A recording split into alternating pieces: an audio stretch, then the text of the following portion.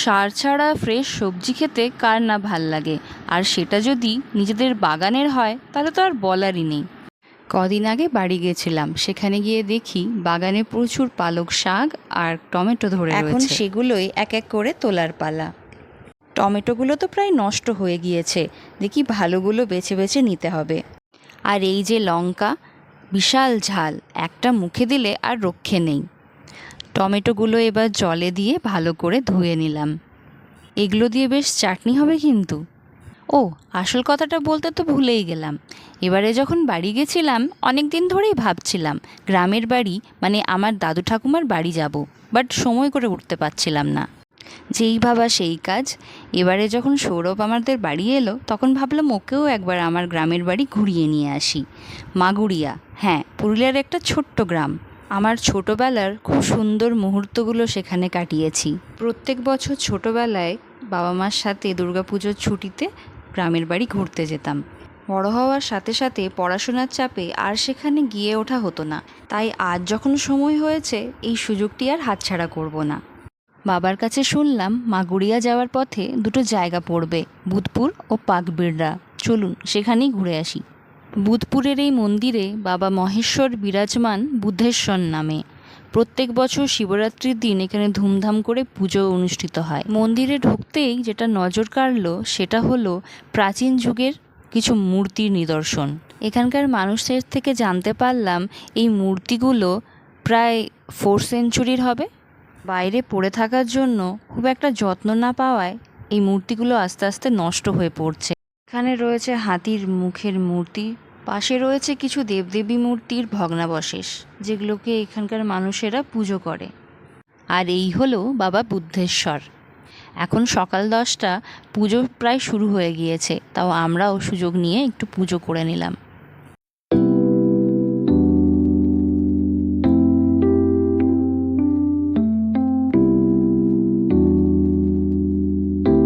এত সুন্দর মন্দির দেখে মনটা ভরে গেল। এত বছর পুরুলিয়ায় রয়েছি কিন্তু এত সুন্দর মন্দিরের কথা কখনো শুনিনি। আজকে সেই সুযোগ করতে পেরে মনটা বেশ আনন্দে ভরপুর হয়ে গিয়েছে। ফাইনালি আমরা পৌঁছে গেছি জৈন মন্দিরে। কি ভাবছেন আমি অন্য কোথাও চলে এসেছি? না না, এটা পুরুলিয়া বড়বাজার থেকে 20 মাইল দূরে পুঞ্চার একটা ছোট্ট গ্রাম পাকবিড়রা। এটি হলো 7 ফুট উঁচু মহাবীরের সেই বিশেষ মূর্তিটি, এটাকে এখানকার মানুষরা পুজো করে থাকেন। এখানে প্রায় অনেকগুলি জৈন মন্দির ও বহু সংখ্যায় জৈন মূর্তি রয়েছে। প্রধান প্রধান মূর্তিগুলি একটি লম্বা চালাঘরের মধ্যে সংগ্রহ করে রাখা রয়েছে।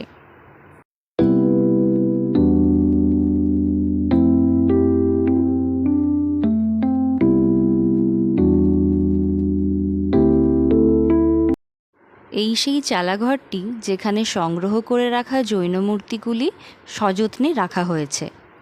বন্ধ মিউজিয়ামের দরজার সামনে দাঁড়িয়ে থাকতে দেখে এক ভদ্রলোক ছুটে এলেন। তার নাম নিমাইচন্দ্র মাহাতো। তিনি এই জায়গাটি দেখাশোনা করে থাকেন। মিউজিয়ামের প্রত্যেকটা দিক আমাদেরকে ঘুরিয়ে ফিরিয়ে দেখিয়ে দিলেন এবং বুঝিয়ে দিলেন সংগ্রহশালায় রাখা প্রতিটি মূর্তির ইতিহাস। সব মূর্তি ও মন্দিরগুলো জৈনদের স্থাপত্য। প্রথম তীর্থঙ্কর ঋষভনাথ থেকে মহাবীর প্রত্যেকের মূর্তি ওখানে আছে এবং যাদেরকে চেনার উপায় খুব সুন্দর করে তিনি বুঝিয়ে দিলেন। নিমাইবাবুর চেষ্টায় কিছু সরকারি সাহায্য নিয়ে মন্দির চত্বর সুন্দর করে সাজানো হয়েছে, কিন্তু আক্ষেপের বিষয় উনি কিন্তু এখনও আনপেডভাবেই কাজ করে যাচ্ছেন। কোনো রকম সরকারি বা বেসরকারি অনুদান তিনি পাননি। যদি কোনোভাবে সরকারি বা বেসরকারিভাবে ওনার পারিশ্রমিকের ব্যবস্থা হয় তাহলে এখানকার দর্শনার্থীদের সংখ্যা বাড়বে, সেক্ষেত্রে কিছু প্রবেশ মূল্য ধার্য করা যেতে পারে। যাই হোক, এরপর আমরা এগিয়ে পড়লাম আমাদের গ্রামের উদ্দেশ্যে। হ্যাঁ, মাগুরিয়া, যেখানে আমার ছোটোবেলা বড়োবেলা অনেক জীবনই আমি কাটিয়েছি। অনেক অনেক সুন্দর মুহূর্তগুলো সেখানে আমার রয়েছে। আজ অনেক দিন পর সেখানে যেতে পেরে কি আনন্দটাই না হচ্ছে।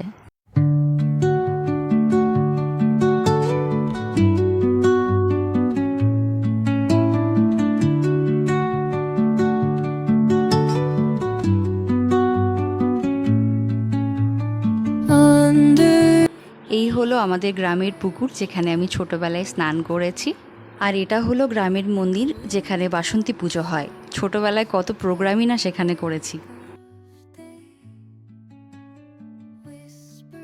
দেখুন, গল্প করতে করতে ফাইনালি পৌঁছে গেলাম আমার গ্রামের বাড়ি। এই যে লেখা আছে শ্রী বিনোদ বিহারী মণ্ডল, এটা হচ্ছে বাড়ির এন্ট্রান্স।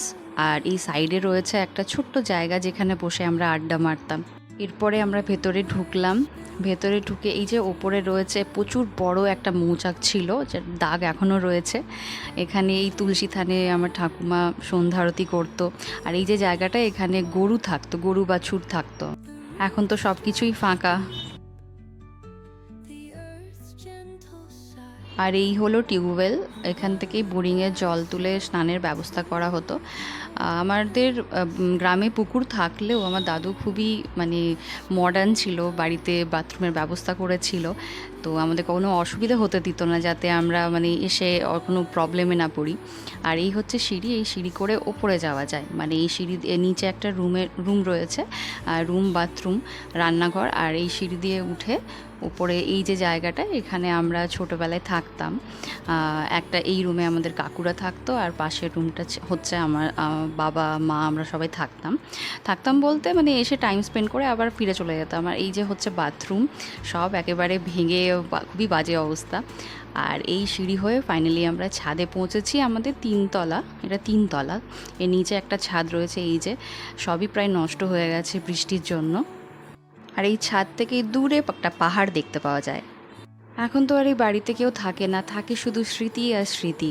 তাই এখান থেকে বিদায় নিয়ে এবার আমরা বাড়ি ফিরছি। আমার খুব মনের কাছে হয়ে থাকবে, আশা করি আপনারাও খুব এনজয় করেছেন। আর যদি আপনাদের এই ভিডিও ভালো লাগে তো অবশ্যই লাইক, শেয়ার অ্যান্ড সাবস্ক্রাইব করে দেবেন।